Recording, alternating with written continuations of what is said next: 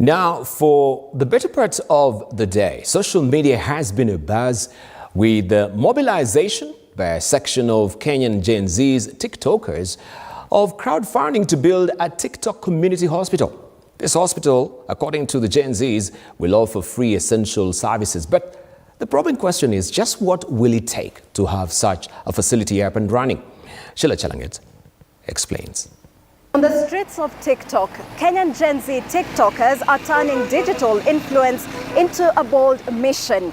They are crowdfunding to build an ultra-modern hospital that will offer free essential services. But the true question remains to be, will this TikTok dream truly be possible? Hospitali. Ni hesabu rahisi hapa. Vijana tuko wangapi? 18 million, sawa? 18 million kila mtu atoe so. Hiyo ni 1.8 billion. 1.8 billion tupige times 3 siku tatu. Hiyo ni 5.4 billion. Siku tatu tushatengeneza hiyo modern ultra modern hospital hiyo wanaita. Online, this campaign is slowly gathering momentum, with many users saying this initiative has risen from their frustration with Kenya's public healthcare system. But first, let's take a look at the estimated cost of some of the facilities that exist in Kenya.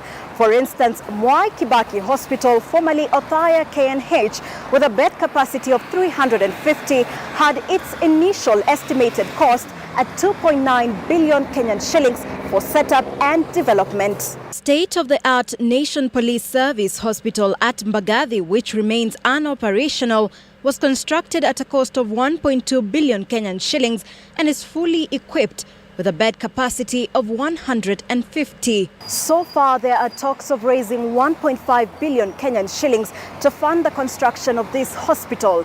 So if each Gen Z would contribute 500 Kenyan shillings, they would require 3 million Gen Zs to actualize this dream. I think for a level 4 hospital that would make sense. With 1.5 billion, I think it's possible to build with the 800 million, as I'd mentioned earlier, thinking about construction and just the essentials with regards to equipping the facility.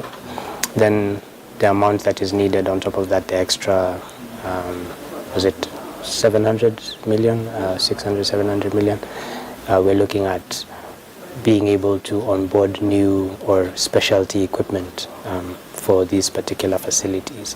But what would it take to run a hospital? And just how sustainable is it running a facility on free charge basis?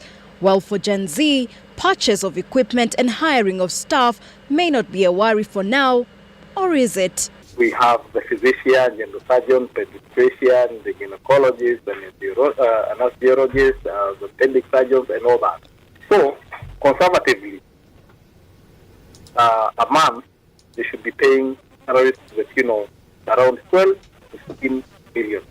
If they are running it without maybe SHA or so forth, or other insurance companies, if they are doing it for free, meaning that it is them to be contributing to a pool, that pool is not going to be used to treat the patients, I highly doubt it is going to be such. But for now, Kenyan TikTok Gen Zs are fired up, inspired by previous social media fundraisers, as they are targeting the completion of the TikTok Community Hospital by 2027. Get that?